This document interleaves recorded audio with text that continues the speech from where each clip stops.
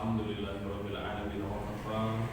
Wassalatu wassalamu ala nabiyil mustafa. Asyhadu an la ilaha illallah wahdahu la syarika lah. Asyhadu anna Muhammadan abduhu wa rasuluhu la nabiyya ba'da. Allahumma shalli wa sallim wa an'im wa akrim ala hadzal nabiyil karim Muhammadin sallallahu alaihi wasallam wa ala alihi wa sahbihi ajma'in. Muslimin muslimat Bapak Ibu yang dimuliakan Allah, assalamualaikum warahmatullahi wabarakatuh. Waalaikumsalam warahmatullahi wabarakatuh. Dalam sadayana. Alhamdulillah. Alhamdulillah, kita mengucap syukur kepada Allah Subhanahu wa taala pada pagi hari ini dengan izin dan taufik darinya kita bisa bertemu bermajelis dan terutama sekali pada waktu subuh dan kabar gembiranya insyaallah seperti mana yang Nabi sabdakan, ma'asqal ala al-munafiqin min salatil fajri wa salatil isya. Dalam hadis yang sahih Nabi bersabda, tidak ada sholat yang lebih berat dilakukan oleh orang munafik daripada sholat subuh dan sholat isya. Maka kehadiran kita pada sholat subuh ini insyaallah menjadi berita gembira Jadi yang diawalkan kepada orang-orang yang beriman yang senantiasa menjaga sholat-sholatnya, terutama sekali sholat subuh dan sholat isya Tak lupa shalawat beserta salam semoga selalu terlimpah dan tercurah kepada teladan, kepada junjungan kita semua, Nabi yang mulia, Nabi besar Muhammad sallallahu alaihi wasallam, pada keluarganya, zuriatnya, para sahabatnya, dan insyaallah termasuk kita umatnya yang selalu berusaha belajar, mencintai dan mengamalkan sunnah-sunnah beliau sallallahu alaihi wasallam. Hadirin hadirat Bapak Ibu yang dimuliakan Allah, tema yang akan kita uraikan pada subuh ini tentang bimbingan sholat praktis Sholat Bapak Ibu sekalian merupakan ibadah yang pertama kali akan dihisab oleh Allah Subhanahu wa taala sebelum Allah menghisab amal-amal ibadah yang lain Dalam hadis yang sahih Nabi bersabda, inna awwala ma yuhasabu minal abdi yaumal qiyamati as-salat bahwa ibadah yang pertama kali akan dihitung, akan diaudit oleh Allah Subhanahu wa taala adalah salat Fa idza saluhat saluha sa'iru amali wa in fasadat fasada sa'iru amali Jadi ketika diperiksa salatnya baik, dia akan berpengaruh pada ibadah yang lain. Kalau salatnya buruk juga begitu Jadi ulama ketika menjelaskan hadis ini maksudnya adalah ketika Allah memeriksa sholat kita baik, maka pertama akan diringankan hisab ibadah yang lain. Diringankan. Jadi ketika Allah telah perbaiki, Allah telah periksa sholat kita dan hasilnya baik, ini jadi akan meringankan akan meringankan audit amal ibadah yang lain Tapi ketika diperiksa sholatnya buruk, itu juga akan memperberat hisab amal yang lain. Ini syarat yang pertama Yang kedua, kata para ulama, ketika diperiksa sholatnya baik maka dia akan menjadi parameter Jadi udah insya Allah, kalau sholatnya baik insya Allah, puasanya baik, zakatnya baik, infaknya baik, amal soleh yang lain baik Karena tidak mungkin kata para ulama, orang yang sholatnya sudah baik sementara amal ibadah yang lain tidak baik Makanya Bapak Ibu sekalian, di dalam Al-Quran Allah katakan, inna sholata tanha anil fahsya'i wal munkar. Sholat itu pasti mencegah dari perbuatan keji dan perbuatan mungkar Bapak Ibu sekalian, dulu di masa Nabi itu ada sahabat ngadu ke Nabi, ya Rasulullah, inna fulan, ada si fulan shalla bil laili wa yasriku fin nahar, malamnya sholat, siangnya nyolong. Ada di masa Nabi, ada yang mengadukan, ya Rasulullah, si fulan malamnya sholat, siangnya nyolong Jadi ingin minta Nabi itu, ini gimana ceritanya Maka apa kata Nabi? Inna salatahu satanha, kata Nabi. Ya. Kalau sholatnya baik, maka dia akan mencegah orang itu dari berbuat keburukan. Ya. Nah ini hadirin Bapak Ibu sekalian, mengapa tentang sholat ini tidak boleh kita pandang ringan, tidak boleh kita pandang remeh, karena dia menjadi parameter kualitas kehidupan kita. Jadi kalau kita sering bertanya, Ustadz, kira-kira untuk memperbaiki kehidupan saya, sepertinya ini semakin buruk, gitu ya, semakin tidak baik. Kira-kira kalau saya ingin berubah, dari mana saya memperbaikinya? Maka Bapak Ibu sekalian, ulama menjelaskan berdasarkan hadis ini, yang perlu kita perbaiki adalah salat. Maka dalam Sahih Bukhari, ibu-ibu bapak sekalian yang punya Sahih Bukhari di rumah gitu ya, itu diantara bab khusus yang dibuat oleh Imam Al-Bukhari ya. Jadi selain Imam Bukhari, imam-imam lain membuat bab khusus Bapak Ibu sekalian dalam hadis mereka, itu bab al-musi fis shalah. Bab orang yang sholatnya belum benar. Jadi ceritanya dulu hadis ini ya, itu dibukukan oleh Imam Al-Bukhari, Bapak Ibu sekalian, informasinya Sahih Bukhari ini sepakat ya, berdasarkan ijma para ulama, kitab hadis atau kitab yang paling sahih di dunia setelah Al-Quran. Kitab yang paling sahih di dunia setelah Al-Quran.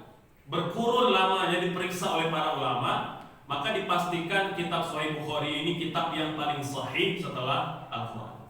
Menghimpun tidak kurang dari 7.000 hadis ya. Ada hadis yang berulang-ulang, makanya kata para ulama, kalau kita ringkaskan, kita ketepikan dulu hadis yang berulang-ulang. Kita ambil hadis yang tidak berulang saja, itu separuhnya.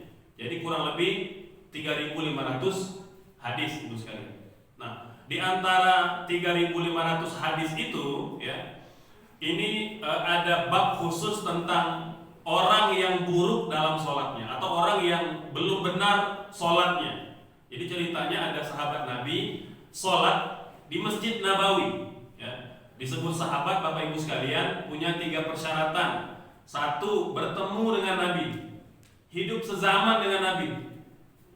Tapi kalau ada orang yang hidup sezaman dengan Nabi tapi tidak bertemu Nabi, tidak dikatakan sahabat. Ada seorang yang mulia, ceritanya kita sering baca tentang perjuangan beliau menghajikan ibunya. Siapa? Uwais Al-Qarni. Ini hidup di masa Nabi tapi tidak bertemu dengan Nabi. Jadi beberapa kali mau ke Madinah, Nabi sedang jihad, Nabi sedang keluar kota, jadi gak sempat ketemu. Maka sepakat para ulama, beliau bukan sahabat Nabi. Karena walaupun hidup sezaman dengan Nabi, tapi tidak bertemu dengan Nabi. Dan Nabi tahu ada orang yang hidup sezaman dengan saya, tapi tidak bertemu dengan saya. Ya. Dan Nabi tahu kesolehan kualitas laki-laki ini. Makanya Nabi berpesan kepada Umar, datangi Uwais Al-Qarni, minta dia mendoakanmu gitu. Subhanallah. Jadi ini luar biasa kalau kita ingin kupas ya Bapak Ibu sekalian latar belakang Uwais Al-Qarni ini gitu, ya.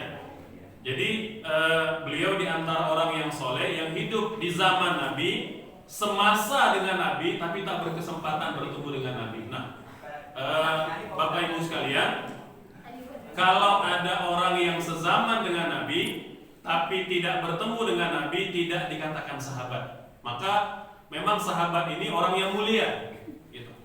Yang kedua, persyaratan menjadi sahabat itu beriman dengan Nabi. Jadi sezaman bertemu dan beriman dengan Nabi. Ada nggak orang yang sezaman bertemu tapi tidak beriman? Ada nggak? Siapa di antaranya? Ya, Abu Jahal, Abu Lahab. Sezaman dengan Nabi, hidup di masa Nabi, tapi tidak bertemu dengan Nabi dan tidak beriman. Bertemu dengan Nabi, tapi tidak beriman dengan Nabi, maka dia bukan sahabat Nabi. Yang ketiga, ada persyaratan yang paling ketat ini. Ya, setelah hidup sezaman dengan Nabi, kemudian beriman dengan Nabi dan mati dalam keadaan tetap beriman dengan Nabi. Ada nggak sahabat Nabi yang hidup semasa dengan Nabi, beriman dengan Nabi tapi murtad, ada nggak? Ada sekalian. Di antaranya adalah Rojal bin Unfuwa. Rojal bin Unfuwa. Ini kalau punya catatan tolong ditulis. Gitu. Ini mahal informasinya. Ya. Biar jadi pelajaran untuk kita gitu. Jadi walaupun kan kita kadang-kadang kan coba saya hidup di masa Nabi gitu ya. Betul, boleh jadi kita hidup di masa Nabi. Tapi siapa yang menjamin sampai kita wafat kita tetap mengimani Nabi? Karena ternyata ada cerita Rojal bin Unfuwa hidup bersama Sayyidul Khalqi ya, manusia terbaik Nabi Muhammad, tapi murtad di akhir kehidupannya gitu. Ya. Jadi Rojal ini ceritanya Bapak sekalian, ketika muncul fenomena Nabi palsu pada masa Abu Bakar gitu ya, dia minta izin kepada Abu Bakar, khalifah, wahai khalifah, tolong utus saya ke Yaman. Kan waktu itu muncul siapa? Musailamah al-Kadzdzab di Yaman. Nabi palsu pertama, gitu ya. Jadi kata Rojal, wahai Abu Bakar, tolong kirim saya ke Yaman, biar saya ceramahin tuh Musailamah al-Kadzdzab, biar dia kembali kepada Islam. Maka dikirimlah Rojal bin Unfuwa ke Yaman, bertemu Musailamah. Ya, pertanyaan pertama yang menggoyangkan iman Rojal adalah, wahai Musailamah, wahai Rojal, lama mengikut Nabi, apa yang kau dapat? Apa yang kau dapat? Apakah dapat kekuasaan, dapat harta, dapat jabatan? Ya kata Rojal tidak. Gitu. Maka coba kau ikut bersama denganku, aku beri engkau kekayaan, aku beri engkau jabatan. Maka goyang iman Rojal dan akhirnya menjadi pengikut Musailamah. Yang mendengar cerita murtadnya Rojal itu menggelegar darah Umar. Kata beliau, wahai khalifah, izinkan saya memenggal lehernya. Maka nanti dalam peperangan ketika Abu Bakar itu memerangi pasukan Nabi palsu, Umar lah yang memenggal kepala Rojal bin Unfuwa. Masya Allah. Berjuang bersama dengan Nabi, ya, pernah bersama-sama dengan Nabi, tapi ditakdirkan meninggal dalam kondisi murtad. Maka Bapak Ibu sekalian bersyukur kita sampai hari ini kita masih diberikan keimanan. Nah ini 3 persyaratan. Kita ulang, disebut Nabi itu dia bertemu dengan Nabi, ya, sezaman dengan Nabi, bertemu dengan Nabi. Kemudian yang kedua beriman dengan Nabi, dan yang ketiga mati tetap dalam keimanan dengan Nabi. Ini 3 persyaratan. Ustadz, kalau begitu apa istimewanya sahabat? Bapak Ibu sekalian, kalau dia sahabat Nabi, maka dialah yang Allah nyatakan dalam Al-Quran, radhiyallahu anhum wa radu anhu. Jadi mereka ridho kepada Allah, Allah ridho kepada mereka. Maksudnya adalah Allah bakal mengampuni mereka. Jadi Bapak Ibu sekalian, sahabat, meskipun mereka seperti kita, ada yang berdosa, ada yang pernah berbuat maksiat, tapi karena mereka hidup di periode terbaik, Allah ampuni semua dosa mereka. Subhanallah. Makanya Bapak Ibu sekalian, tidak boleh kita mencela sahabat sedikit pun. Ya. Ulama menyebutkan bahwa sabbus sahabat naqidun min nawaqidit tauhid. Mencela sahabat Nabi siapapun, ya, mencela sahabat Nabi bisa membatalkan keimanan, bisa membatalkan keimanan. Maka bahaya, ya. Ini misalnya orang-orang Syiah misalnya, nah, itu biasa, ya, mereka mencela sahabat, memaki sahabat, mengatakan kafir sahabat, itu masya Allah, ya. Maka Ahlus Sunnah mereka tidak akan mencela dan tidak akan menghina sahabat Nabi. Baik, kembali bab tentang laki-laki yang buruk dalam sholatnya. Jadi laki-laki ini sahabat Nabi, sholat di Masjid Nabawi, dia tidak tahu bahwa Nabi sedang memperhatikannya di belakang. Jadi Nabi memperhatikan beliau sholat, dari mulai berdiri sampai mengucapkan salam, Nabi perhatikan sholatnya. Kemudian begitu salam selesai mau pulang, lihat Nabi di pintu, ya. Kemudian Nabi pegang tangannya, seraya berkata, irji' wa shalli fa innaka lam tusalli. Tolong ulangi lagi, sholat lagi karena kamu belum sholat, kata Nabi. Subhanallah. Ini sahabat Nabi sekalian. Hidup sezaman dengan Nabi, melihat Nabi sholat, tapi Nabi suruh mengulang sholatnya. Subhanallah. Kalau kira-kira kalau kita sholat depan Nabi itu berapa kali disuruh mengulang? Ya. Terus sekalian, beliau karena sahabat Nabi yang mulia, ya bersedia dikritik, diperbaiki sholatnya, maka dia ulang sholatnya. Diperbaiki sholatnya, ya, untuk yang kedua kalinya, ya. Kemudian setelah salam, menjumpai Nabi, kira-kira apa kata Nabi? Ibu sekalian, Nabi masih mengatakan kalimat yang sama, irji wa salli fa innaka lam tusalli. Ulangi lagi sholatmu karena kau belum sholat. Allahu Akbar. 2 kali sholat, Bapak Ibu sekalian, Nabi masih menyuruh sahabat Nabi ini mengulang sholatnya.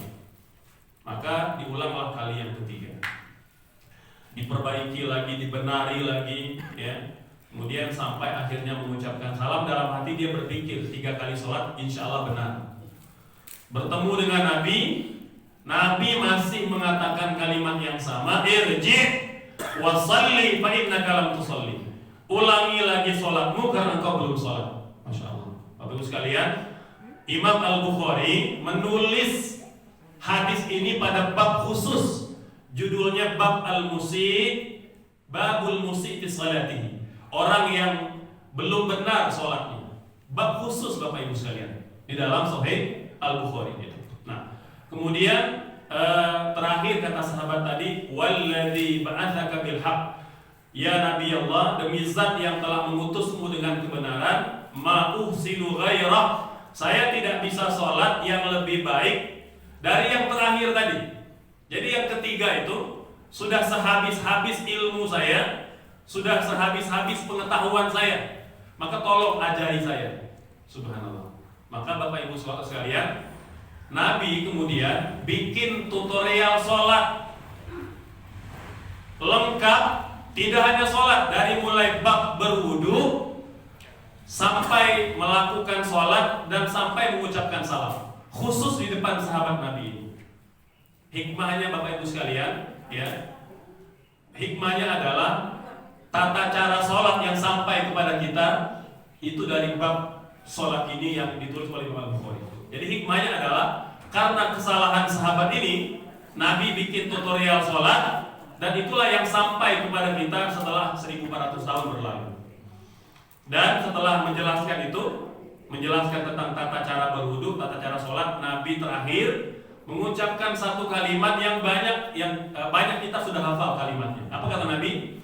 Shallu kama ra'aitumuni usalli. Sholatlah kalian seolah-olah kalian melihat aku sholat.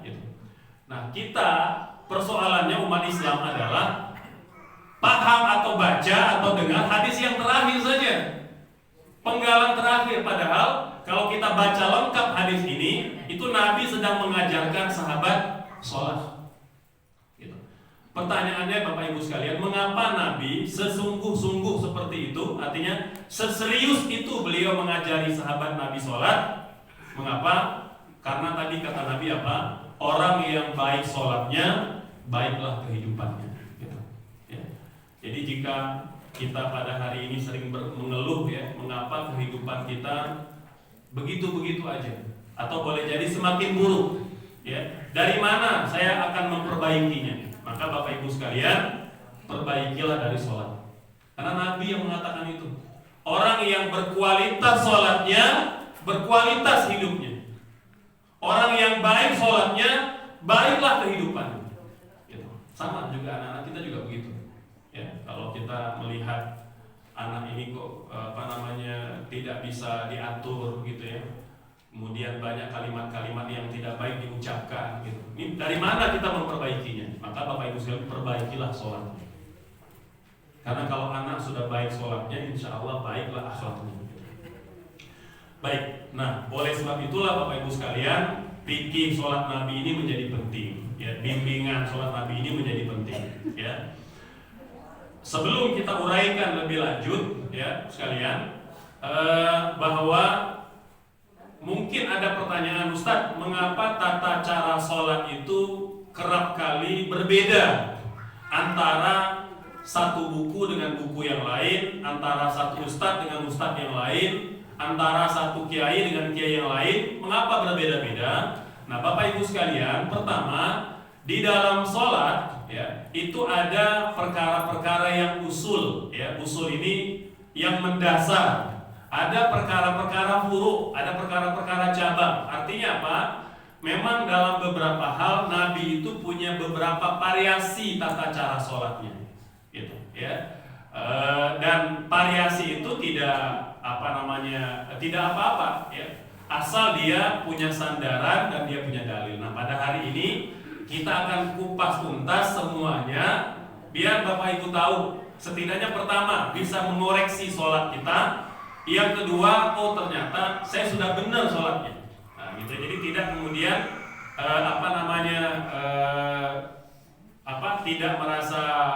tidak merasa bimbang kalau seandainya sholat kita itu berbeda dengan orang lain. Baik. Kita mulai Bapak Ibu sekalian dari syarat wajib dan syarat sah sholat. Siapakah yang wajib sholat? Nah, ini dulu penting nih. Siapakah yang wajib sholat? Ini jangan-jangan nanti di rumah kita belum tahu, gitu ya. Udah umur 40 tahun masih aja nggak sholat, gitu misalnya. Ya. Terus sekalian yang pertama, siapa yang wajib sholat adalah orang yang beragama Islam. Kalau dia beragama Islam wajib sholat, karena sholat merupakan salah satu rukun dalam Islam. Gitu. Ya. Makanya kalau ada orang yang tidak sholat, kata Imam Asy-Syafi'i, Bapak Ibu sekalian, ditanya, kenapa kamu tidak sholat? Oh, saya malas sholat. Tapi saya tahu itu wajib, maka dia berdosa besar. Tapi dia tetap sebagai muslim, diminta bertaubat dan segera melakukan sholat dan mengqadha sholat yang telah dia tinggalkan. Kemudian kalau dia ditanya, mengapa Anda tidak sholat? Sholat bagi saya tidak wajib, bagi yang mau aja. Kalau dia menolak kewajiban sholat, sudah diingatkan, ada guru yang menyampaikan, maka Bapak Ibu sekalian, sepakat para ulama dia telah menanggalkan pakaian keimanannya. Gitu. Ya. Jadi sudah dianggap murtad dari agama Islam kalau dia menolak kewajiban sholat. Gitu. Banyak hari ini, ya, orang yang tidak sholat dan menolak kewajiban sholat. Kalau dia tidak sholat, tapi dia tahu itu wajib, ya, maka dia tetap muslim. Dia tetap dianggap beriman, dan kalau dia wafat disolatkan di pemakaman umat Islam. Yang bahaya adalah ketika orang tidak sholat, walaupun baru satu kali dan dia menolak kewajibannya, ini bahaya. Maka perlu kita tahu sekalian bahwa sholat itu adalah kewajiban dalam agama kita. Ya. Dalam Al-Quran Allah berfirman, aqimus shalah wa atuz zakat. Dirikan sholat dan tunaikan zakat. Nabi bersabda, dunia Islam ala khamsin. Islam tegak di atas 5 perkara, salah satunya mendirikan sholat. Jadi kalau orang masih mendirikan sholat, dia mendirikan agama, meninggalkan sholat, menumbangkan agama. Ini yang pertama. Yang kedua, baligh.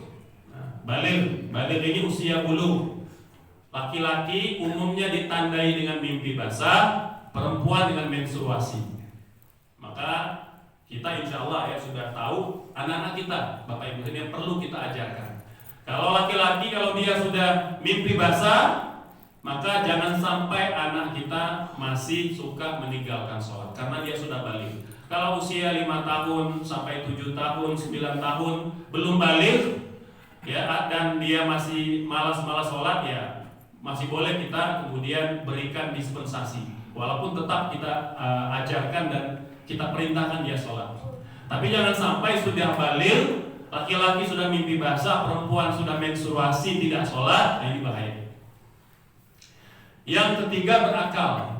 Artinya ya anak kecil yang tidak berakal, atau ada orang dewasa tapi dia gila, baik gila permanen atau gila sementara gitu ya. Maka saat dia gila dia tidak wajib sholat. Yang kedua, syarat sah sholat. Jadi kalau tadi orang yang wajib sholat, sekarang sholat siapakah yang sah? Yang pertama, tahu sudah masuk waktu. Jadi nggak boleh sholat karena saking semangatnya sholat zuhur jam 11, nggak boleh, nggak sah sholatnya karena belum masuk waktu. Jadi yang pertama harus masuk waktu, karena Bapak Ibu sekalian, waktu dalam sholat itu langsung diatur oleh Allah, langsung diatur oleh Nabi. Yang kedua, ya, suci dari hadas kecil maupun hadas besar, gitu. Ya, jadi yang sedang berhadas kecil, ya, setelah buang air kecil, buang air besar, atau setelah junub, ibu-ibu yang telah selesai masa menstruasi, ya, itu mandi baru boleh sholat. Gitu. Ini bulan lalu, ya, sempat heboh ketika ada seorang dokter pakar, ya, dokter pakar kandungan, banyak menolong pasangan muda, pasangan tua punya anak. Emang beliau punya pengalaman untuk itu, gitu ya, membantu pasangan punya keturunan. Heboh ketika dia bikin status Facebook, status sosial media, cerita dia dengan pasiennya. Jadi ada pasien ibu-ibu mengatakan, Pak dokter, saya ini haidnya tidak teratur, saya stres, dan begitu karena haid tidak teratur, sholat juga tidak bisa saya lakukan karena sholat haidnya itu sebulan lebih banyak haidnya daripada sucinya, sehingga saya tidak bisa sholat. Dia komen, memang siapa yang melarang wanita haid sholat? Subhanallah. Maka hebohlah Indonesia gitu. Ya, satu sisi bukan tidak boleh dokter bicara agama, tapi kalau dia bicara sudah offside dari ilmu dan kemampuan yang dia tahu, ini berdosa. Gitu. Ya. Jadi apalagi menyelisihi apa yang telah final dalam agama kita. Sepakat Bapak Ibu, ulama dari ujung timur sampai ujung barat, utara sampai selatan, seluruh dunia mengatakan wanita haid, wanita nifas tidak boleh sholat sampai dia suci. Mandi baru boleh sholat. Ini tiba-tiba ada dokter gitu ya, walaupun mungkin banyak followersnya gitu ya, karena memang dia dokter pakar dalam bab kandungan, komen, memang siapa yang melarang wanita haid dan nifas itu sholat? Gitu. Ya, maka keluarlah kemudian para ulama kita dari Majelis Ulama Indonesia, dari berbagai ormas yang mengutuk gitu ya, dan melaporkan dokter tersebut gitu. Jadi begitu sekalian. Jadi orang yang berhadas tidak boleh sholat. Yang ketiga, suci dari najis, baik pada badan kita, pada tubuh kita, pada pakaian dan tempat kita sholat, nggak boleh ada najis. Ustadz, kalau nggak sengaja gimana? Setelah sholat baru tahu, maka kata ulama sholatnya tidak wajib diulang. Kalau seandainya ketahuannya belakangan udah selesai, gitu ya. Yang ketiga, yang keempat, menutup aurat. Ya, laki-laki ya minimal antara lutut dan pusar. Perempuan seluruh tubuhnya kecuali wajah dan pergelangan tangan. Gitu.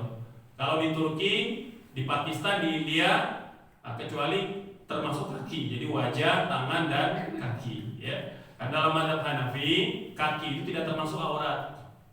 Ya. Maka ini dua pendapat yang muktabar. Walaupun jumhur mengatakan bahwa aurat wanita itu adalah seluruh tubuhnya kecuali wajah dan pergelangan tangan. Ya. Tapi kalau ibu-ibu bapak sekalian sedang jalan-jalan ke Turki, ke India, ke Pakistan, ada orang sholat tapi tidak menutup kakinya, perempuan, maka itu pendapat dalam mazhab Hanafi. Mengapa ada perbedaan? Karena kata Allah, yang boleh terlihat itu adalah yang biasa terlihat, kata Allah, illa ma zahara minha. Nah, ulama beda tafsirnya, ya. Kalau mayoritas ulama mengatakan yang biasa terlihat itu wajah dan tangan. Tapi kalau ulama di India, di Pakistan, di Turki mengatakan yang biasa terlihat itu wajah, tangan dan kaki, biasa terlihat, gitu, ya. Nah, itu kemudian yang terakhir, menghadap kiblat. Jadi wajib menghadap kiblat, Ibu sekalian. Tidak boleh sholat tidak menghadap kiblat. Ustaz, kalau kita ke hotel tidak ada penunjuk arah, tidak ada internet, tidak ada kompas, maka boleh sholat dengan keyakinan kita. Dan kalaupun nanti akhirnya salah, ketahuan salah setelah sholat, maka tidak wajib diulang. Gitu. Baik, nah sekarang kita bicara rukun sholat. Ya, ini ada yang siap jadi sukarelawan. Itu dapat dari luar, ada yang masih remaja. Siap-siap nanti ditunjuk ke depannya. Ya boleh satu orang. Insya Allah praktek sholatnya.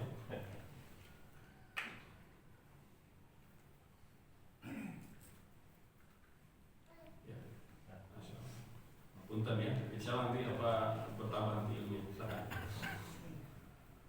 Yang pertama, Bapak Ibu sekalian, rukun sholat itu pertama kita sebut dulu kita uraikan apa itu rukun. Rukun itu sekalian bagian yang wajib ada dalam satu ibadah. Kalau dia ditinggalkan secara sengaja, batal sholatnya. Satu atau dua rukun yang ditinggalkan, apalagi lebih dari itu, sepakat para ulama batal sholatnya. Maka rukun ini wajib ada dalam sholat kita. Kalau yang tidak ada di sini nanti masuk bab sunnah. Karena kita bicara yang rukun dulu, ya. Yang pertama, Bapak Ibu sekalian, niat. Niat wajib. Kapan kita berniat, Bapak Ibu sekalian? Ya, sebelum sholat. Lebih tepatnya kapan? Sebelum takbir. Ya, lebih tepatnya ketika mengangkat takbir. Ya, jadi Allah ya itu tangan mengangkat, kemudian mulut mengucapkan takbir, hati berniat. Ya, ini yang bisa melakukannya. Kalau yang belum terbiasa, kata ulama, maka boleh ketika akan mengangkat takbir dia telah berniat. Itu keringanan. Karena ada orang yang tidak biasa. Gitu. Ya, sama seperti kapankah kita berniat ketika berwudu? Ketika kita mengambil air, menumpahkan ke wajah, kala itulah kita berniat. Maka sama, kapan kita berniat akan melakukan sholat? Ketika kita mengangkat takbir, ketika itulah kita berniat, gitu ya. Nah, bisa lebih awal itu tatkala kita sudah berdiri tegak, kita berniat, barulah kita bertakbir, gitu ya. Niat apakah perlu dilafalkan, Bapak Ibu sekalian? Ada yang dilafalkan, ada yang tidak. Ya, lengkap Ibu ya. Baik. Sepakat para ulama, niat tidak wajib dilafalkan. Ya, sepakat para ulama, niat tidak wajib dilafalkan. Boleh nggak dilafalkan? Boleh, kata ulama. Tapi dengan syarat, dengan melafalkan niat, pertama istihdaran lil qalbi, menghadirkan hati. Karena ada memang kita itu kalau tidak dilafalkan, itu tidak bisa khusyuk, gitu. Tidak bisa hadir hatinya. Ya, maka kalau yang sudah biasa tidak melafalkan, boleh. Karena memang itu prinsip dasarnya, niat tidak dilafalkan. Boleh dilafalkan seperti mana ditulis oleh Syekh Wahab Az-Zuhaili, kata beliau, yustahabbu talaffuz bin niyah istihdaran lil qalbi, kata beliau. Jadi boleh atau disunahkan melafalkan niat. Kalau dengan melafalkan niat lebih menghadirkan hati, maka boleh. Nawaitu apa? Usalli, gitu ya. Usalli fardal maghribi salasa raka'atin, ya, makmuman, kalau kita makmum, mustaqbilal qiblati lillahi ta'ala, gitu ya. Nah, ini sebenarnya tidak harus seperti itu, ini contoh saja. Kata ulama, kalau kita sudah niat sengaja saya sholat asar atau sengaja saya sholat maghrib, sudah sah niatnya, walaupun tidak disebut jumlah rakaatnya, karena sholat maghrib sejak zaman Nabi sampai sekarang tetap 3 rakaat, tidak berubah. Jadi tidak perlu disebut jumlah rakaatnya. Tapi kalau ingin menyebut jumlah rakaatnya seperti mana yang biasa diajarkan di masyarakat, itu boleh. Itu ijtihad para ulama untuk memudahkan orang awam. Ya. Yang kedua, berdiri. Ya, jadi berdiri. Maaf, silakan kamu diri kan. Ya. Ini saya sering kesemutan. Berdiri. Ya, coba agak tengah, punten. Sekalian menghadap ke jemaah punten. Ya. Berdiri, Bapak Ibu sekalian. Pertama, pastikan berdirinya itu seperti mana yang Nabi jelaskan. Buka kaki itu selebar bahu aja. Jadi tidak dirapatkan begini. Sama, laki-laki perempuan sama. Jadi tidak dirapatkan, tidak pula dibuka terlalu lebar, ya. Jadi buka aja selebar bahu gitu. Ya, buka aja selebar bahu, kemudian tegak seperti ini, ya. Pandangan mata itu disunahkan, tidak diwajibkan menghadap ke arah kiblat. Ustaz, boleh nggak hadap ke depan? Boleh nggak sekalian? Boleh. Ya. Jadi boleh kita melihat ke depan, ke samping boleh, ya. Tetapi kata ulama, makruh hukumnya kalau dengan mata memandang ke depan kita tidak fokus gitu. Lihat somai lewat misalnya gitu ya. Kalau di rumah mungkin lihat anak-anak lagi joget-joget itu kan bisa apa? Kita bisa terpancing saraf tertawanya gitu ya. Udah, kalau gitu lebih baik kita melihat ke tempat sholat. Bahkan kata Imam An-Nawawi, kalau memang sedang banyak gangguan, pejamkan mata aja, kata beliau. Kalau sedang banyak gangguan, walaupun makruh hukumnya, hukum asalnya makruh ibu-ibu, kita memejamkan mata. Tapi kalau banyak gangguan, kata Imam An-Nawawi, boleh dipejamkan agar kita bisa fokus. Gitu. Ya. Jadi rukun yang pertama adalah berdiri, kemudian niat tadi ya, dan takbiratul ihram. Apa itu takbiratul ihram sekalian? Membaca, iya takbir Allah Akbar. Mengangkat tangan atau baca Allahu Akbar?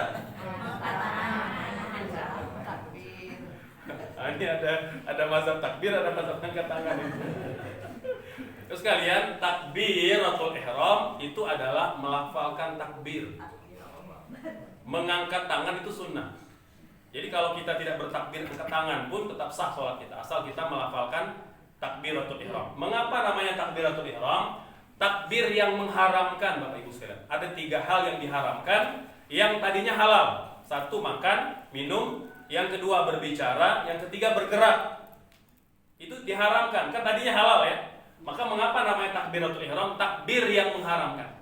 Dia mengharamkan diharamkan makan minum dan diharamkan bergerak. Bergerak di luar gerakan sholat, ya. Jadi takbiratul ihram. Jadi kita akan jelaskan dulu rukun-rukunnya, baru kita sebutkan contoh prakteknya. Kemudian baca Al-Fatihah. Ya, baca Al-Fatihah.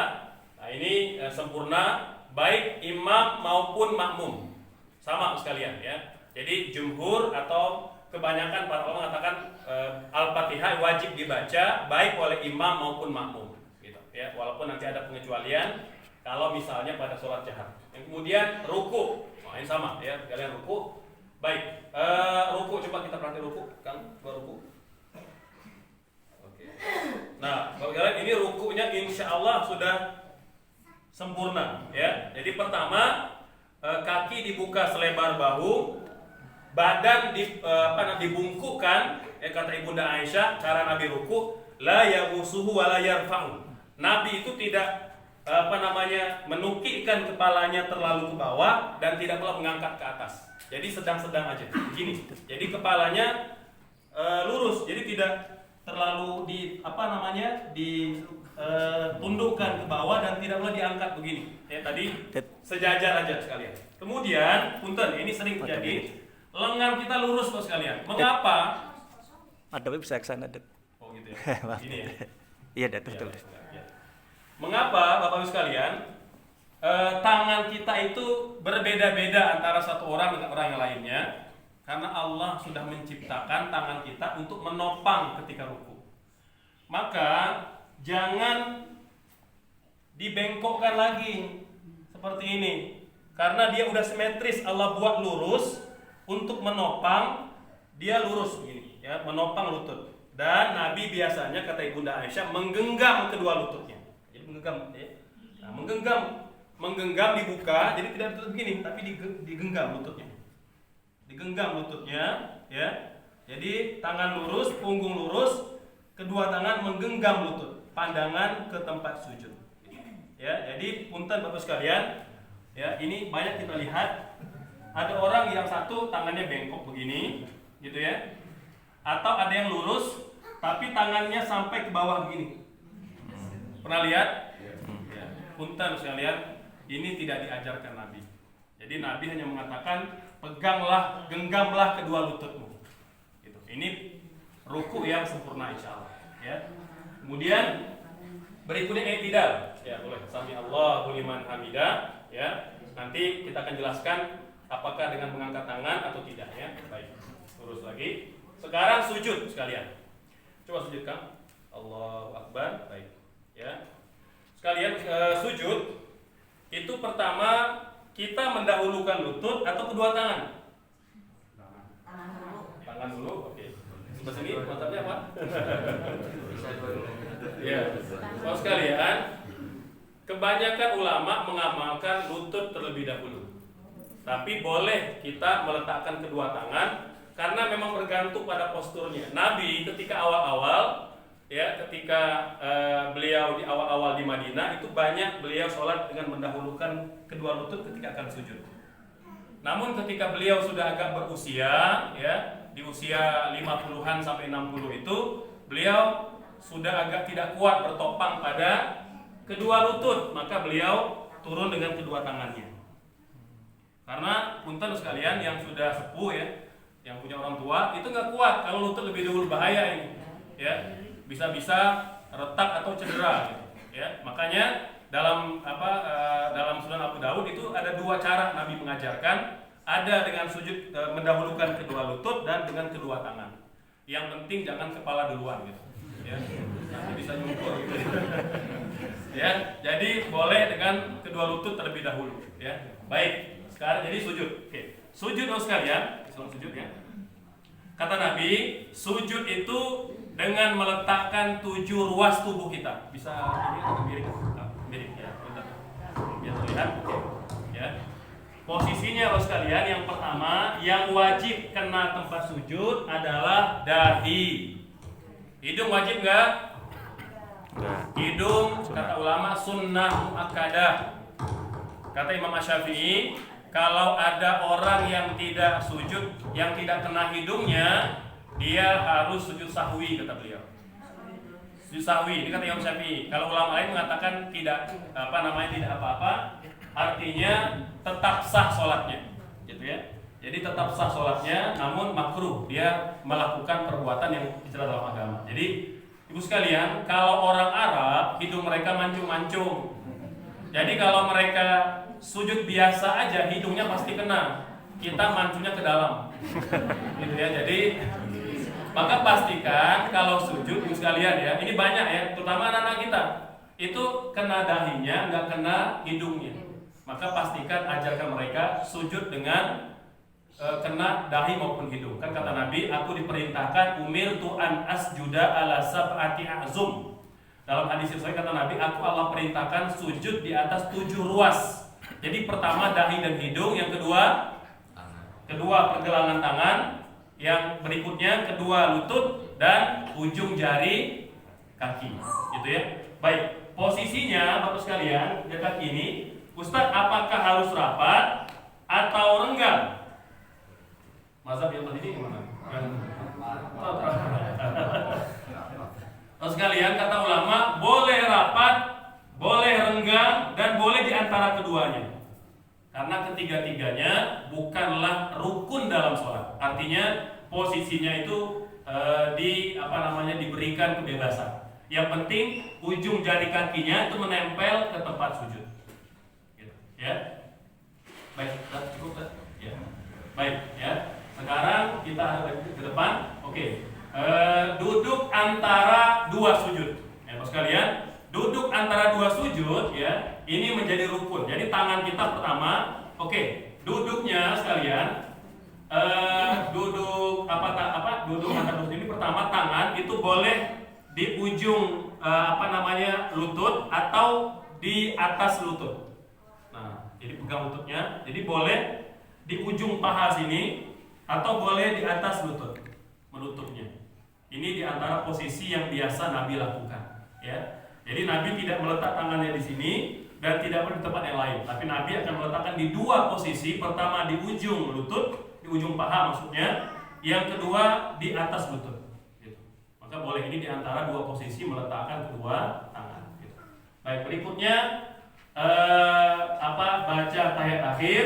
Nah, ini yang rukun itu sekalian membaca tahiyat akhir. Kalau tahiyat awal apa hukumnya?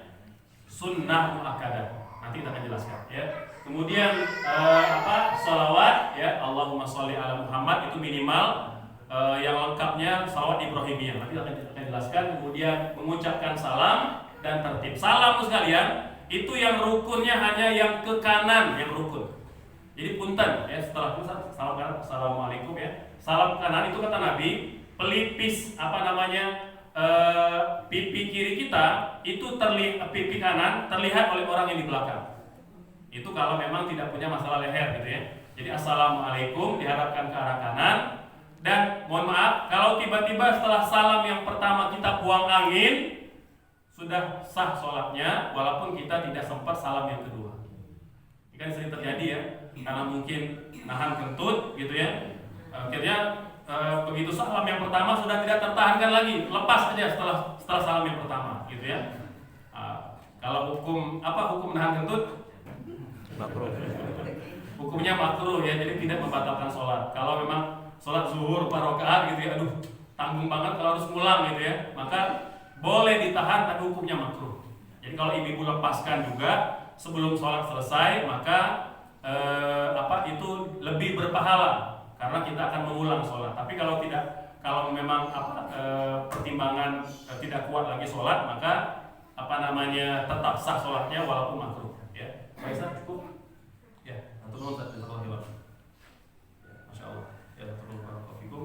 Jadi sekalian itu semua rukun-rukun sholat. Nah sekarang kita akan uraikan secara cepat saja sekarang dengan yang sunnah-sunnahnya.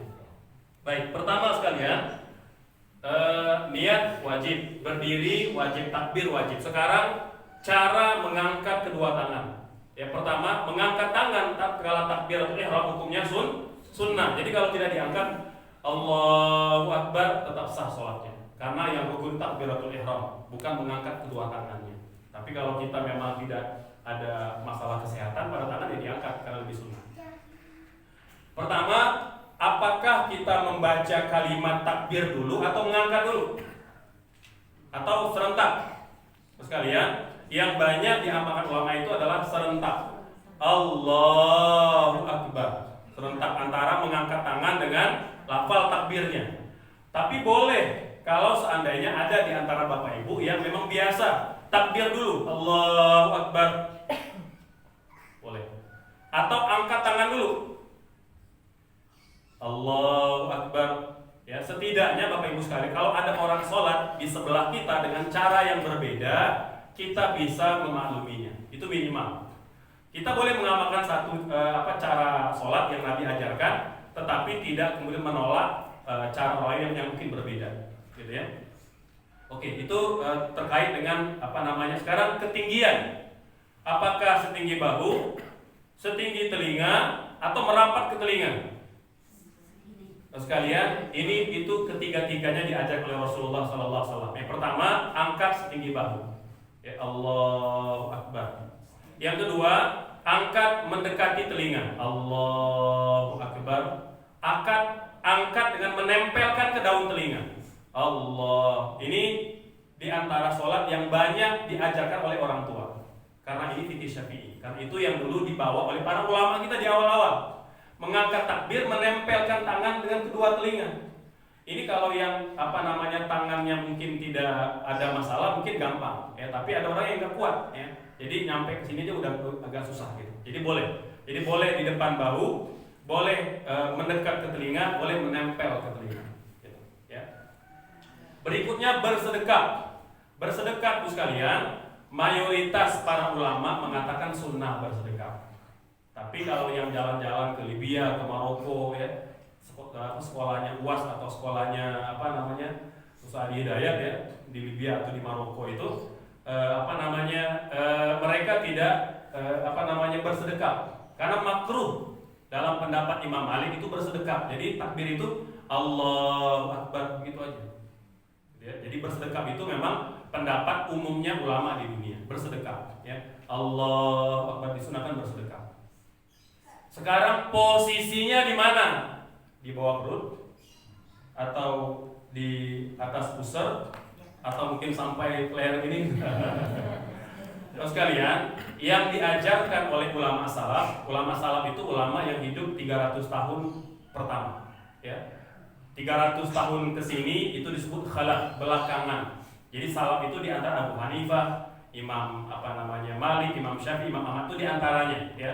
Karena Abu Hanifah itu lahir tahun 80 Hijriah. Imam Syafi'i lahir tahun Imam Malik lahir tahun 93 Hijriah. Imam Syafi'i lahir tahun 150 Hijriah.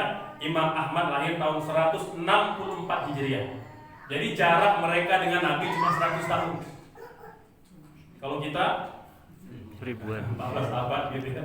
Jadi jauh sekali. Maka kalau dikatakan kita ikut siapa? Ikut ulama salaf. Karena mereka yang paling dekat zamannya dengan Nabi. Nah, jadi kalau kita sering dengar ikut ulama salaf, ikut ulama yang hidup 300 tahun pertama. Ya. Oke, ada 3 posisi yang diajarkan oleh ulama salaf. Yang pertama, pertama Ustaz, mengapa kok beda-beda? Karena memang pertama Nabi posisinya tidak selalu sama. Bersedekapnya tidak selalu pada satu posisi. Berbeda-beda. Gitu ya. Maka ulama menyimpulkan artinya boleh melakukan di 3 posisi. Yang pertama, Imam Abu Hanifah ya, ini tidak bertemu Nabi, tapi dia bertemu dengan sahabat Nabi, bahkan berguru langsung dengan 6 orang sahabat Nabi, salah satunya Anas bin Malik. Sekalian, kata beliau, pertama di bawah pusar, ini pusar ya, di bawah pusar. Ya, ini pendapat siapa? Abu Hanifah. Yang kedua, pendapat Imam Malik, beliau di atas pusar.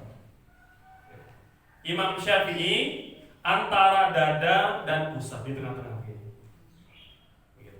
Nah, ini 3 posisi yang diajarkan oleh ulama salaf. Selain itu, ulama belakangan.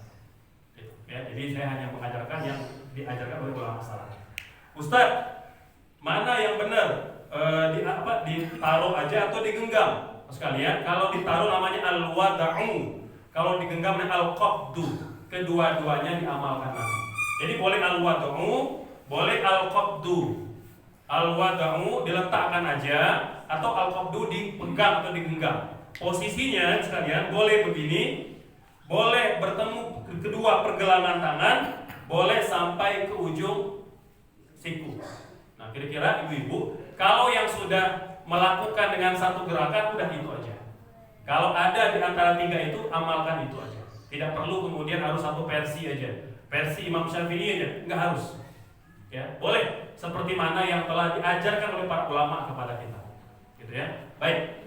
Itu yang sunnah ya. Kemudian ruku ya, baca Al-Fatihah itu rukun. Kalau baca iftitah Sunnah. Allahu Akbar kabira atau Allahumma ba'id baini sunnah. Kalau tidak dibaca tidak apa-apa. Kalau belum hafal atau nggak ingat atau karena mungkin buru-buru boleh hanya baca Al-Fatihah aja. Gitu ya. Jadi yang rukun Al-Fatihah, ruku tadi ya. Kemudian Sami Allahu liman hamidah, mengangkat tangan dari ruku ke berdiri, hukumnya sunnah. Gitu ya. Kemudian sujud, duduk antara 2 sujud, baca tahiyat awal sekalian, bacanya bisa dengan versi at-tahiyyatul mubarakatuh wassalatu thayyibat ya, atau at-tahiyyatu lillah. Ada 5 versi baca tahiyat. Kelima-limanya boleh diamalkan. Di Indonesia kebanyakan kita mengamalkan versi yang pertama. Ini versi kebanyakan para ulama mengajarkan. Jadi boleh, ada masalah. Kemudian baca salawat wajib ya, kemudian salam dan tertib gitu, ya. Saya kira itu mungkin sebagai mukadimah dulu ya. Jadi tadi kita sudah praktek. Yang terakhir Bu sekalian, posisi duduk tahiyat awal. Apakah duduknya iftirash atau tawarruk? Ya, bentar. Tadi ada akan mungkin lagi sekali terakhir. Ini yang sering jadi pertanyaan Ustaz. Kalau duduknya menghadap ke sana, ya, duduk iftirash coba. Ini namanya duduk iftirash. Apa iftirash? Maksudnya menjadikan kaki kiri sebagai bantal. Namanya iftirash. Iftirash itu duduk di atas bantal. Jadi kaki kiri itu diduduki oleh pantat kita, mohon maaf ya. Ini iftirash. Kalau tawarruk kan gimana kalau tawarruk? Nah, tawarruk itu di lantai duduknya. Kaki kiri diselipkan ke dalam, namanya tawarruk. Nah, sekalian, kalau Imam Abu Hanifah tahiyat awal dan tahiyat akhir dua-duanya duduk iftirash. Coba iftirash. Jadi sama dia. Rakaat yang kedua, rakaat yang keempat sama, tidak tawarruk. Ini Imam siapa? Abu Hanifah. Yang kedua Imam Malik. Coba tawarruk. Tawarruk dia. Rakaat kedua tawarruk, yang keempat juga tawarruk. Maka jangan sampai kita menyalahkan. Ada santri mungkin ya, yang mungkin sekolah di sekolah yang memang guru mereka mengajarkan tahiyat awal tawarruk, akhir juga tawarruk, boleh. Nah, Imam Syafi'i yang menggabungkan keduanya. Tahiyat awal iftirash, ya seperti ini. Kalau akhir baru tawarruk. Itu indah sekali kalau kita paham. Ya, jadi jangan sampai ada orang yang beda sholat dengan kita katakan Syiah, gitu. Kita katakan ajaran sesat, gitu ya. Padahal kita yang tidak belajar. Ya, syukur. Itu mungkin sebagai penutupnya. Maka kita ada waktu beberapa menit untuk Bapak Ibu yang mau bertanya dipersilakan. Ya, semoga dengan bertambah pengetahuan semakin berkualitas. Enggak, boleh ya dari Ibu silakan. Saya mau bertanya, apakah ketika berdiri Rasulullah melihat Aisyah itu melihat tirai, apakah kita itu lurus atau kita ke bawah tadi gitu, Pak? Iya. Jadi saya itu ingin tahu yang Ya, baik. Kalau kita lihat hadis dari Ibunda Aisyah, berarti beliau melihat Nabi sholat di rumah, gitu ya. Karena tidak mungkin Ibunda Aisyah melihat kalau di masjid, karena kan Nabi pasti terdepan. Ibunda Aisyah di mana? Paling belakang. Mengapa? Karena kata Nabi, sop laki-laki terbaik yang terdekat dengan imam. Kalau perempuan yang paling jauh. Maka Ibunda Aisyah itu kalau ke masjid, beliau cari sop yang paling belakang sekali. Maka tidak mungkin beliau bisa melihat Nabi.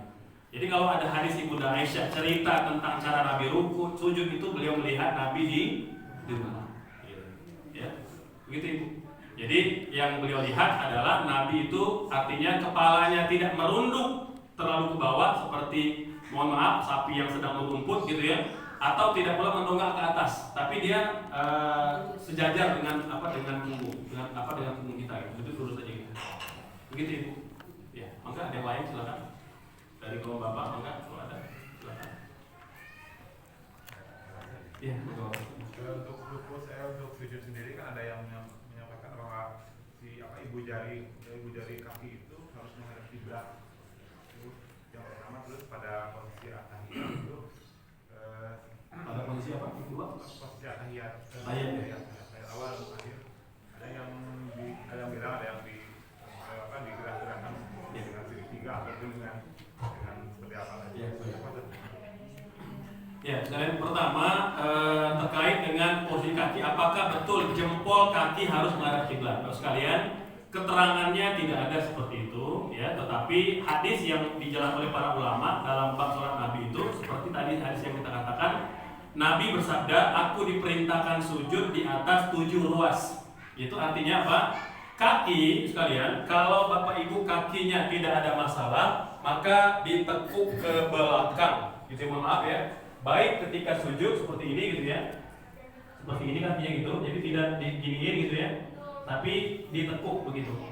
Baik ketika tahiyat awal ataupun tahiyat akhir, gitu ya. Begitu pula sujud, ya sujud begini, jadi lurus. Kecuali memang mereka yang punya masalah pada kaki, ada yang tidak bisa ditekuk gitu, maka ya semampunya aja, gitu, ya. Karena berbeda-beda memang kondisi satu dengan kondisi yang lain terkait dengan cara sujud gitu. Yang kedua, tentang menggerakkan. Oke, sebelum kita bahas menggerakkan sekalian, kita bahas dulu mengangkat telunjuk, gitu ya. Kapan kita mengangkat telunjuk? Nah, itu beda-beda ya. Ada yang dari awal gitu ya. Nah, sekalian, jadi pertama memang Nabi itu tidak selalu mengamalkan satu versi, ya. Begitu pula sahabat, setelah Nabi meninggal, sahabat pun melakukan itu dengan banyak versi dan kadang-kala memang tidak sama, gitu ya. Nah, Nabi bersabda, kata Nabi, sahabatku itu seperti bintang. Siapapun yang kalian ikuti, insya Allah kalian mendapat petunjuk. Makanya para sahabat banyak yang kemudian mengajarkan praktek sholat, boleh jadi caranya berbeda, tapi semuanya terangkum dalam kitab-kitab para ulama, gitu ya. Jadi yang tidak boleh adalah kita melakukan sholat dengan yang tidak dicontohkan, tidak dari Nabi, tidak dari sahabat. Ini yang bahaya. Jadi ngarang sendiri, gitu ya. Nah, pertama sekalian, Nabi itu tidak ada keterangan dari Nabi tentang kapankah mengangkat telunjuk, sehingga ulama yang menyimpulkan sendiri. Abu Hanifah, beliau mengangkat telunjuk ketika membaca Asyhadu an la ilaha illallah. Mengapa? Karena kata beliau, tradisi orang Arab kalau menyebut nama Allah dia mengangkat telunjuk. La ilaha illallah, asyhadu an la ilaha, itu tradisi orang Arab. Jadi beliau menyimpulkan mengangkat telunjuk ketika membaca Asyhadu an la ilaha illallah. Setelah itu turun. Turun. Ini siapa? Abu Hanifah. Yang kedua, Imam Malik, Imam Ahmad. Ini kapan? dari awal, gitu ya, dari awal udah. At-tahiyyatul mubarakatus shalawatu thayyibatu lillah sampai fil alamin innaka hamidum majid. Jadi dari awal sampai selesai tahiyat baru dia turun. Ya. Imam Syafi'i dan sebagai ulama Hambali itu menggabungkan antara keduanya.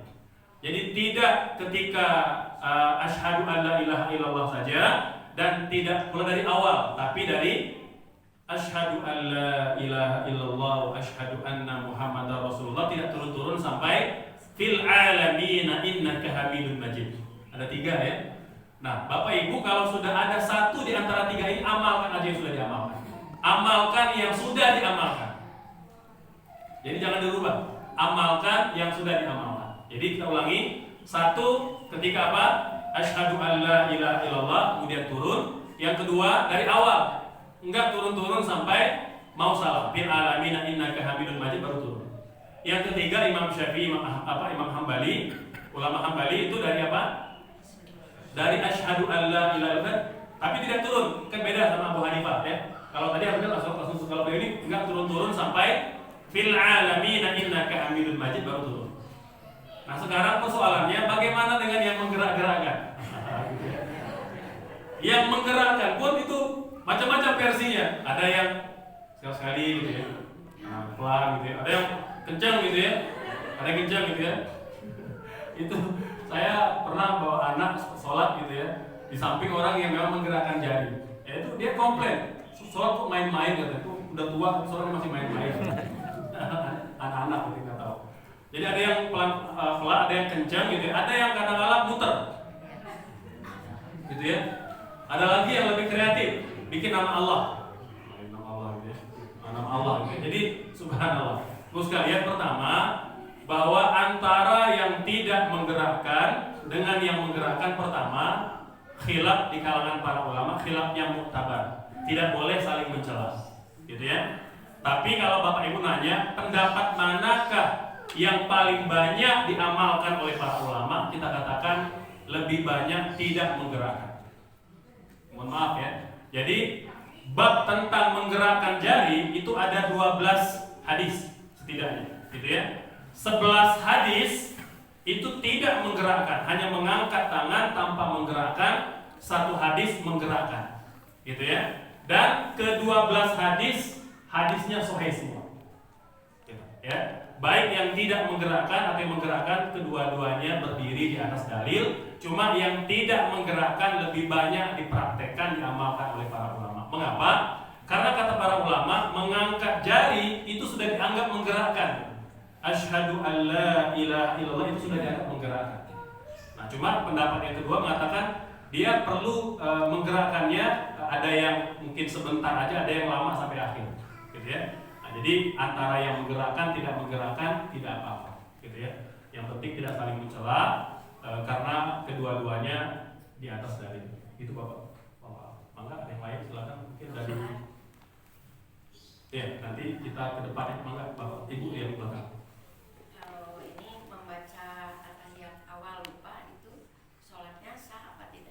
Lupa dari awal gitu ya. Sholat zuhur langsung berdiri gitu ya. Ya, baik, 1 ya. Cukup Ibu itu aja. Maka Bapak silakan. Ya, boleh. Ustaz, hukumnya sutroh seperti apa, Ustaz? Sutroh ya, baik. Itu aja sutroh. Itu aja. Ya, maka Mengenai ini Ustaz. Tadi kan kita praktek sholatnya.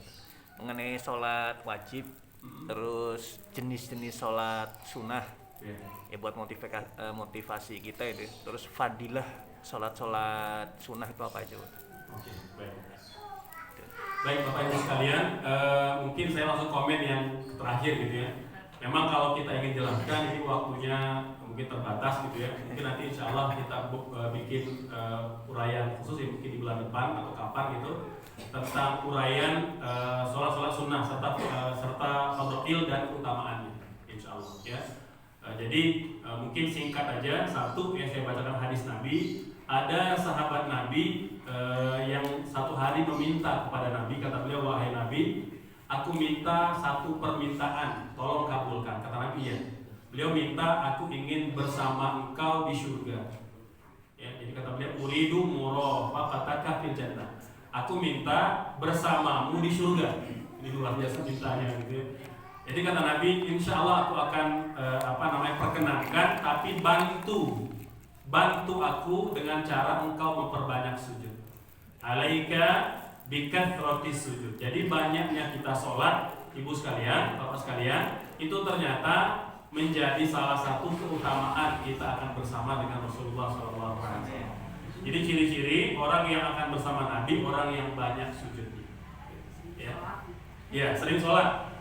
Ya, apa aja sholat. Ya. Kemudian tentang ibu yang pertama tadi tentang lupa tahiyat. Terus kalian kita sholat maghrib misalnya, rakaat kedua kan harusnya duduk tahiyat awal, tapi langsung ke yang ketiga. Begitu pula isya atau zuhur atau asar. Apa hukumnya? Kata para ulama, karena dia tidak termasuk rukun, satu tidak batal sholatnya, tetapi kalau dia ingat sebelum berakhir sholat, dia sujud sahwi. Gitu. Ustaz, tapi ingatnya udah di rumah, gitu ya. Sholat di masjid misalnya kan, sholat zuhur. Tadi kok nggak tahiyat awal ya, baru ingat di rumah. Maka kata para ulama, tidak wajib diulang, telah sah sholatnya. Gitu. Karena apa?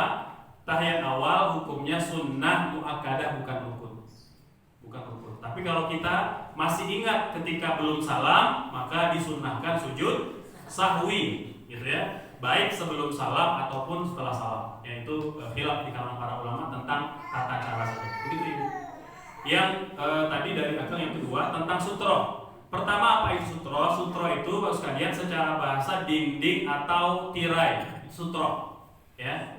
Jadi dia disunnahkan di dalam sholat. Kata Nabi, la tusalli illa ila sutroh, kata Nabi. Janganlah kalian sholat kecuali menghadap sutroh, gitu ya. Mengapa perlu sutroh? Sutroh itu agar kita menghalang orang lewat di depan kita sedang sholat. Kata Nabi apa? Lebih baik kita menunggu selama 40 tahun, ya, daripada lewat di depan orang sholat. Karena apa? Karena besarnya dosanya. Makanya kata Nabi, kalau ada orang yang lewat di depan orang yang sholat, tolong dihalang. Tapi dihalangnya cukup sepanjang bahu aja, gitu ya. Cukup sepanjang bahu aja, gitu ya. Jadi kalau kita lagi sholat di sini, gitu ya, halang aja begini, cukup, gitu ya. Jadi kita lagi sholat, ada yang mau lewat, kita halang aja begitu, gitu ya. Jadi jangan kemudian kalau dia lewat agak ke depan, kita yang ke depan, jangan, gitu ya. Ini ada yang saya lihat itu begitu, salah. Ya. Jadi kita itu diperintahkan Nabi betul menghalang orang yang sholat, tapi hanya sebatas panjang bahu tangan kita aja. Jadi tidak kita maju ke depan, gitu ya. Karena apa? Karena kita membantu dia. Karena apa? Kalau kita biarkan, maka dia mendapatkan dosa besar karena lewat di depan orang yang sholat. Ya. Bahkan Nabi mengatakan itu boleh dipukul orangnya kalau dia maksa lewat di depan orang yang sholat. Itu sampai ya bukan beneran pukul gitu. Artinya Nabi ingin menekankan bahwa lebih baik dia dipukul daripada dia dapat dosanya. Gitu. Ya. Nah sekarang sutro itu sekalian artinya bagaimana kalau orang yang sholat tidak pakai sutro? Maka tetap sah sholatnya. Mengapa? Karena sutro itu sunnah. Gitu. Sutro itu kata para ulama bisa dinding, ya, bisa tembok, bisa tas, ya. Jadi dia tidak ada batas volume atau ketinggian. Pokoknya benda apa saja yang memberi tanda agar orang tidak lewat di depan kita. Bahkan dalam fikih Syafi'i mengatakan itu boleh pakai sajadah saja. Karena kan sudah ada tandanya itu, tanda petak dia sujud. Artinya kalau mau lewat sekalian kita tidak lewat di dalam petak itu. Gitu. Maka sama. Kalau yang naruh jam, naruh tas, naruh topi, naruh kacamata itu boleh. Itu sutronya artinya kalau memang kita mau lewat, lewatlah di depan barang itu, bukan di antara barang dan orang yang sedang sholat. Jadi ulama mengatakan boleh, benda apa aja boleh dipakai sutro. Tapi satu hal yang ulama berbeda, boleh nggak sutro punggung orang? Punggung kan karena kita ada punggung gitu ya, orang yang sedang sholat gitu ya. Kalau dalam fikih Syafi'i tidak sah. Mengapa? Karena bimbang orang itu akan pergi, nanti hilang sutronya. Gitu ya, kan nggak mungkin kita ikut pergi juga gitu ya. Jadi nyari punggungnya ngejar enggak ya. Jadi makanya kata beliau carilah sutro atau benda yang tidak bergerak. Karena kalau orang kan nanti dia bisa gerak. Walaupun kalau di Saudi misalnya kalau mengamalkan fikih Hambali ya, maka memang boleh sutro itu punggung orang kalau memang tidak ketemu tembok, tidak ketemu tiang. Jadi hanya menghadap ke punggung orang itu boleh. Gitu kan? Allah. Ya, Nyambung yang terkait sutro. Ya. Kalau berjamaah, Ya. nah sutronya seperti apa gitu? Ya. Kan ada yang bilang ngikutin imam yang punya sutronya. Gitu. Ya. Jadi kalau saya ada yang batal, Hmm. harus seperti apa gitu? Atau kalau ada yang lewat di depan makmum ya? Iya. Nah, Baik, nah ini bagus banget ya saudara. Kalau kita sholat sendiri, sutro kita, tembok tiang itu di depan kita. Kalau kita bermakmum, maka sutronya di depan imam saja. Makmum nggak perlu pakai sutro masing-masing, nggak perlu, ya. Karena sutronya makmum itu adalah imam aja. Jadi boleh kalau memang kita perlu lewat di depan orang yang makmum, ya, karena memang tidak ada jalan lain, pintu di situ nggak ada masalah. Contoh kan misalnya dia berjajar di situ, makmum kan kita mau keluar, maka kalau memang tidak ada pintu lain kecuali pintu itu boleh, gitu ya. Jadi yang dilarang itu kalau memang ada pintu lain, tapi kita maksa lewat di depan orang yang sedang, itu yang berdosa. Gitu kan? Ya, maaf.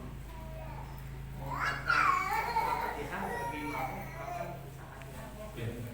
Baik sekalian, baca Al-Fatihah. Pertama, kata para ulama, Al-Fatihah itu rukun dibaca bagi seorang yang sholat sendiri atau orang yang sedang jadi imam. Sepakat para ulama, tidak ada perbedaan. Sholat sendiri, mau sholat fardu atau sholat sunnah atau imam, wajib baca Al-Fatihah, ibu sekalian. Ya, ulama berbeda pendapat kalau makmum, terutama kalau imamnya baca keras, gitu ya. Jadi kalau imamnya baca pelan, contoh sholat zuhur, sholat asar, apalagi itu ya. Jadi zuhur asar, di mana imam tidak mengeraskan bacaan, maka umumnya kata para ulama makmum baca Al-Fatihah. Gitu ya. Nah sekarang bagaimana kalau imam baca keras? Contoh seperti sholat maghrib, sholat isya, sholat subuh, gitu ya. Baik, sebagian besar kata para ulama kalau imamnya baca keras, makmum tidak baca Al-Fatihah. Tugas makmum mendengarkan bacaan imam. Ini pendapat mayoritas para ulama. Tapi Imam Syafi'i sama kata beliau, mau imam baca keras, mau imam baca pelan, makmum wajib baca Al-Fatihah.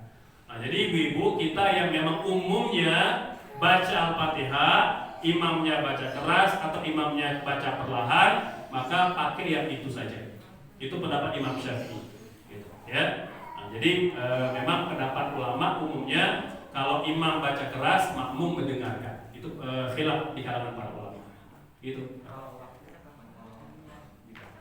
Ya, kalau yang mau baca Al-Fatihah, ibu sekalian, waktunya satu ya. Pertama, tidak boleh lebih dulu dari imam, nggak boleh. Kecuali terutama kalau imam baca keras, ya.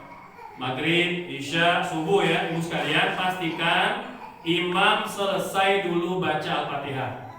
Ya, waladhdallin baru baca Al-Fatihah. Itu cara pertama. Cara kedua, setelah imam baca satu ayat, Alhamdulillahirabbil alamin, kita baca Alhamdulillahirabbil alamin. Ar-Rahmanir-Rahim, Ar-Rahman. Begitu. Jadi bisa tunggu selesai waladhdallin atau bisa bergantian setiap satu ayat. Yang tidak boleh mendahului bacaan imam, itu nggak boleh. Tapi kan kalau zuhur asar kan kita nggak dengar, ya udah. Kalau nggak dengar maka kita baca sesuai dengan bacaan kita. Gitu. Masih ada? Silakan. Ya. Ya. Mengenai masbuk, Ustaz, Ya. ini dihitung masbuk itu gimana, Ustaz? Apa ketinggalan Al-Fatihah atau ruku atau gitu? Ya, sekalian. Pertama, ada namanya mudrik, ada namanya masbuk. Mudrik itu kata para ulama, orang yang sholat sama dengan imam. Atau yang kedua, sempat ruku bersama imam. Namanya mudrik. Mudrik ya, mim, dal, ro, kaf. Mudrik ya. Jadi ada mudrik, ada masbuk. Mudrik orang yang sempat ruku bersama imam. Kalau masbuk orang yang tidak sempat ruku bersama imam. Kalau mudrik dia sempat ruku bersama imam, Ulama 4 madhab mengatakan dia dapat 1 rakaat walaupun dia tidak sempat baca Al-Fatihah. Hadisnya sahih, ada sahabat Nabi dulu sangat menjaga sholat berjamaah 1 hari, dia terlambat. Dulu kan Masjid Nabawi nggak ada tembok, nggak ada dinding, jadi kelihatan, kalau dari kejauhan kelihatan imam dan makmum sedang apa, sedang ruku kah, sedang sujud kah, kelihatan dari jauh. Nah, sahabat Nabi ini karena dia saking menjaga sholat berjamaah, tapi satu ketika dia terlewat kesiangan sholat zuhur, Nabi sudah ruku.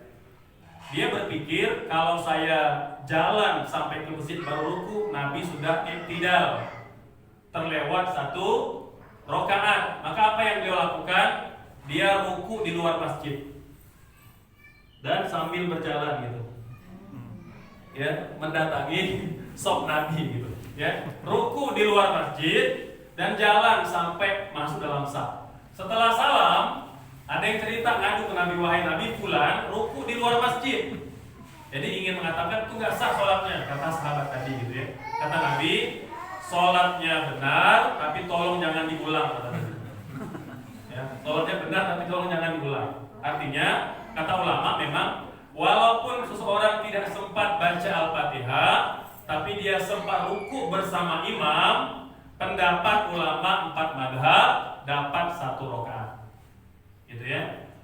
Walaupun kemudian kita menghormati ya pendapat para guru di Persis, terutama mohon maaf ya, yang mempraktekkan orang yang ruku bersama imam tapi tidak sempat baca Al-Fatihah, maka tidak dapat rakaat. Dia wajib menambahnya. Kita menghormati itu pendapat, tapi pendapat ulama 4 madhab yang direkomendasikan ulama-ulama di dunia ya, sepakat 4 madhab ini mengatakan orang yang ruku bersama imam yang ruku, walaupun dia tidak sempat baca Al-Fatihah karena imam sudah ruku, maka dia tetap dapat 1 rakaat.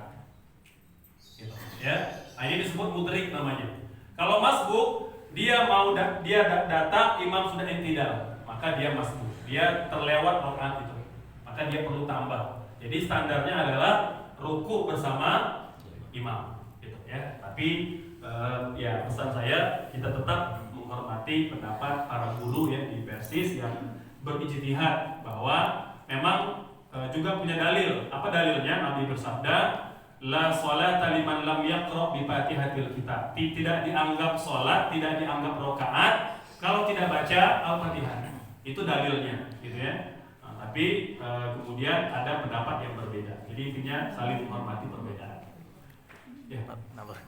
Mengenai ini Pak Ustadz, lamanya pas ketinggalan ruku tuh gimana gitu? Apa harus 3 kali tasbih itu atau pas asal dia masih langsung Ya. Baik ibu sekalian, ibu-ibu, bapak sekalian, itu dianggap dapat rakaat. Yang penting dapat ruku bertepatan dengan imam ruku. Mau 1 detik, mau 2 detik, yang penting sempat sama serentak rukunya. Kan imam mungkin biasa ruku misal 3 menit gitu ya, 3 menit. 5 detik itu misalnya gitu ya, 5 detik. Kita mungkin sempat ruku 2 detik terakhir. Sempat ruku tetap dihitung sebagai rakaat. Walaupun dia tidak baca tasbih, nggak sempat. Mengapa? Karena bacaan tasbih ruku, apa bacaannya? Subhana Rabbiyal Azim, ya. Wa bihamdi itu sunnah, bukan rukun. Tidak dibaca pun, atau kalau dibaca 1 kali, 2 kali, 3 kali itu boleh. Artinya sunnah tidak membatalkan sholat kalau tidak dilaksanakan. Itu kan? Cukup? Boleh satu aja. Terakhir ya, silakan. Perempuan itu kan keutamaannya di rumah. Ya. Sementara saya lagi kajian seperti ini misalkan, Ya. Isa datang waktu Isa, jadi bagaimana yang Ya. baik? Nah ini penting saya lihat ya. Jadi Nabi mengatakan sholat laki-laki yang lebih utama di rumah. Bentar ya. Sholat laki-laki yang lebih utama di rumah kecuali fardu.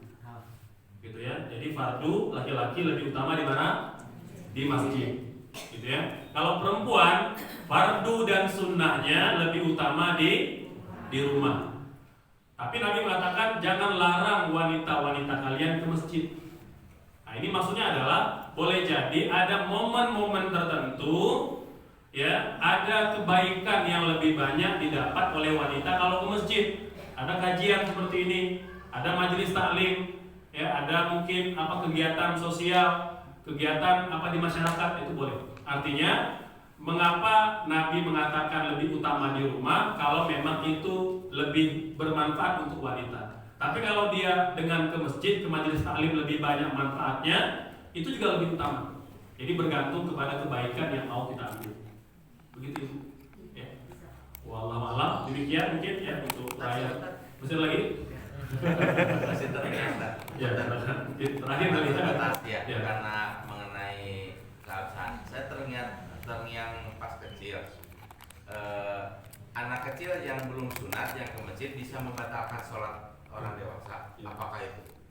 Selama ini saya mencari itu yang belum mendapat jawaban, dan ya kita untuk mendidik anak-anak kita tetap ke masjid lah istilahnya.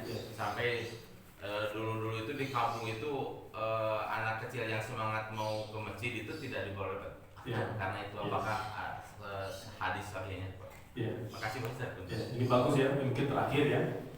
Ini terutama untuk kita orang tua, ya, yang punya anak. Jadi saya juga termasuk yang mencari dulu lama, mencari lama, karena memang begitu kita diajarkan oleh orang tua kita. Yang pertama, mencari bukan untuk mencari kesalahan, ya, tapi ingin mencari mana yang harusnya kita lakukan. Jadi memang sekalian, pertama, memang tidak ada satupun hadis dan tidak pula penjelasan para ulama yang melarang anak-anak itu berada di shaf orang dewasa, dan tidak benar dia memutus shaf, gitu ya. Selama anak itu ada dalam shaf, dia memutus shaf apabila dia ada di shaf itu kemudian dia menghilang, gitu ya, kabur jalan, shaf itu dibiarkan kosong, itu baru shaf yang terputus.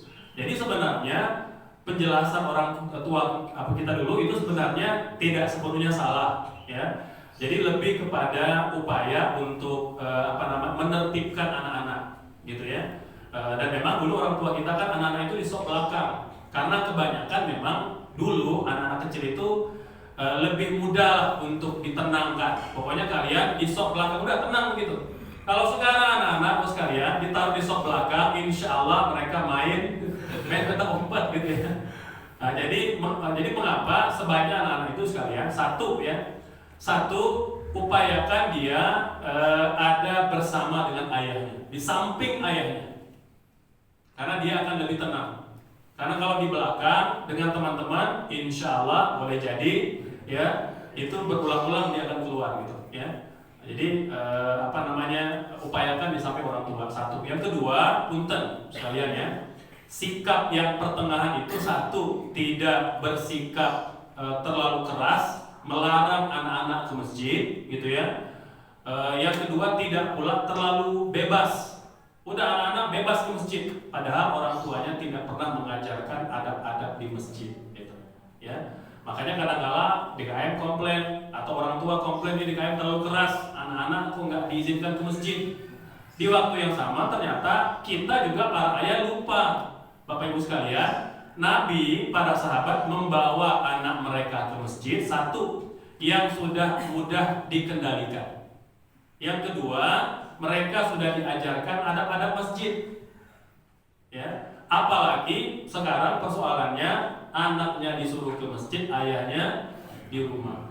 Udah, gitu. Ya, itu juga problem kita. Jadi punten. Jadi tidak ingin menuding siapapun. Ini PR kita bareng. Jadi satu sisi DKM akomodir boleh. Anak-anak itu boleh di shaf orang dewasa, sepakat para ulama boleh. Ustaz, tapi kan mereka belum khitan misalnya, kan masih ada najis. Bapak sekalian, jangankan anak yang belum khitan, orang yang sudah khitan pun masih ada najisnya.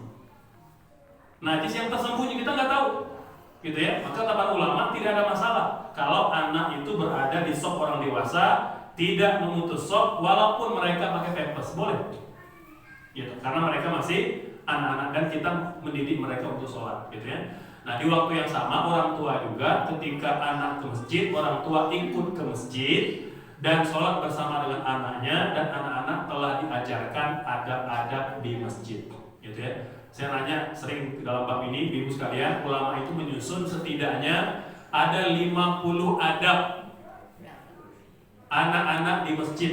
Sudahkah kita tahu ke 50 adab itu? Nah, kebanyakan banyak yang belum tahu gitu, ya. Nah, jadi punten ya, jadi jangan sampai yang disalahin cuma DKM aja, tapi kita nggak introspeksi. Ya, walau alam demikian sekalian, semoga ada manfaatnya, dan insya Allah bertemu lagi di lain kesempatan. Astagfirullah, wassalamualaikum warahmatullahi wabarakatuh. Waalaikumsalam.